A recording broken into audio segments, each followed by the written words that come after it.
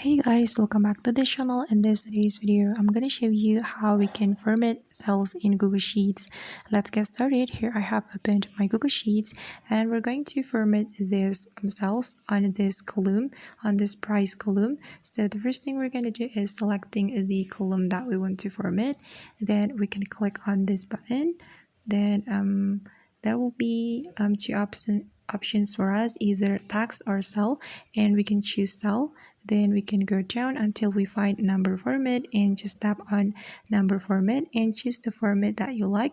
And for me, I'm just going to click on currency format and just tap on currency. And now the format of the cell has been changed. And okay guys, that's how we can format cells in Google Sheets. I hope this video will be helpful for you. Thank you so much for watching, and don't forget to like, comments, and also subscribe this channel. See you on the next video.